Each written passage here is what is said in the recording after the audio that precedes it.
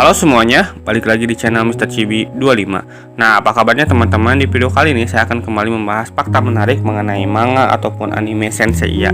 Di video kali ini saya akan kembali membahas manga Senseiya The Next Dimension chapter 47 sampai 48. Kaisar kini mulai mempercayai Shun dan Tenma, akan tetapi mereka berdua terbaring tak sadarkan diri bersama Suikyo.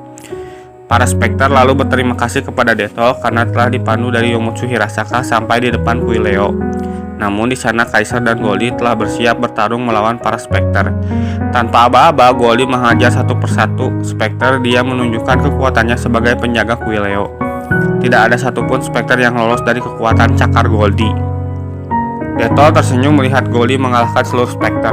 Dengan amarah yang meluap-luap, Kaisar menyuruh Detol memilih lawan ia bertarung, apakah itu Goldie atau Kaisar.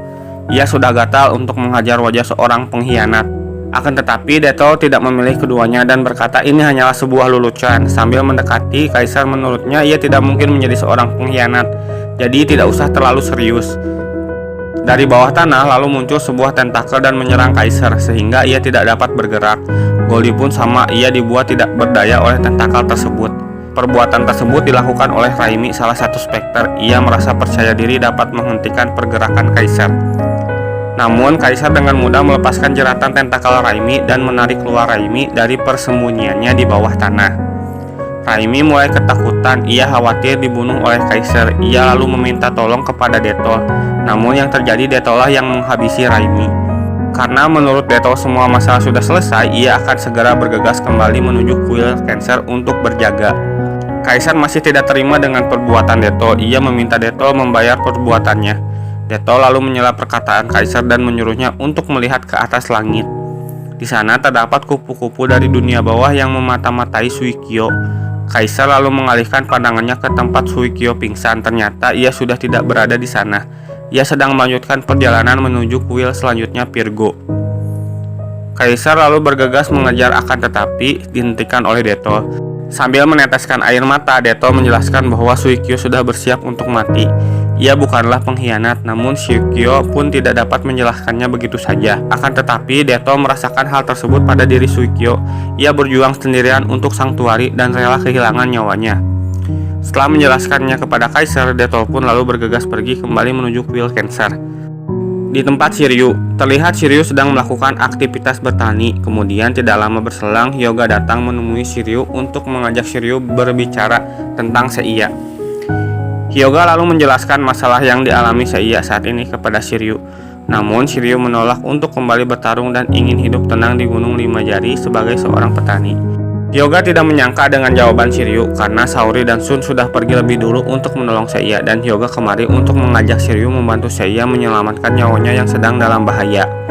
Namun Shiryu menyuruh Hyuga pergi dan meninggalkannya sendirian. Hyuga mengingatkan tentang persahabatan dan perjuangan mereka selama ini. Shiryu bersikukuh ingin menjadi manusia normal dan hidup sebagai petani di sini.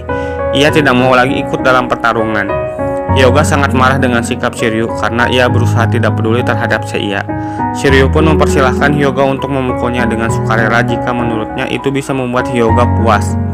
Tidak lama berselang, Sunrei datang bersama anaknya Soryu. Ada sedikit perbedaan di manga The Next Dimension, nama anak Shiryu Soryu, sedangkan di anime Omega nama anak Shiryu adalah Ryuho.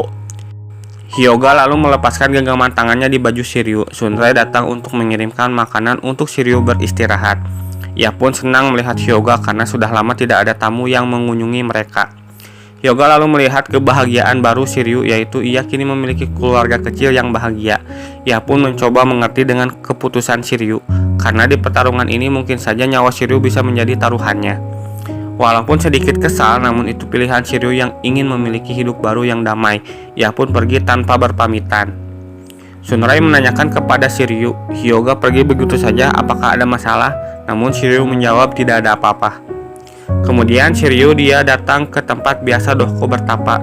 Ia lalu menangis. Sebenarnya ia berat mengambil keputusan tersebut, tapi ini sudah pilihannya. Tiba-tiba Toma datang di hadapan Shiryu. Ia memberitahu tujuannya untuk memenggal kepala Seiya. Namun sebelum itu ia ingin menghabisi orang-orang terkasih Seiya. Ia bisa tiba di tempat ini berkat mengikuti Hyuga. Toma sangat kagum dengan hubungan pertemanan para Sen. Namun melihat sikap Shiryu tadi, ia sangat muak karena dengan tanpa beban hidup nyaman, akan tetapi temannya dihadapkan dengan kematian. Maka dari itu ia dengan senang hati untuk mencabut nyawanya terlebih dahulu. Ia kemudian menghajar Shiryu habis-habisan hingga jatuh ke dalam air terjun. Dirasa tugasnya sudah selesai, Toma pun beranjak pergi untuk selanjutnya menghabisi Hyuga. Di dalam sungai, Shiryu melihat Cloud Dragon kembali bersinar. Setelah melihat Cloud Dragon, hatinya seolah tergugah. Ia berubah pikiran dan akan menyusul Hyuga. Sebelum pergi, ia pun berpamitan kepada Sunrei dan anaknya, karena ia tidak bisa begitu saja membiarkan sahabatnya yang sedang dalam bahaya. Sunrei paham maksud Shiryu, ia pun mengizinkan meskipun berat hatinya. Shiryu kemudian menyusul Hyuga dengan membawa tongkat milik Dohko. Nah, itulah untuk video kali ini. Terima kasih telah menonton. Jangan lupa like, komen, dan share. Kenapa nih? Tuh.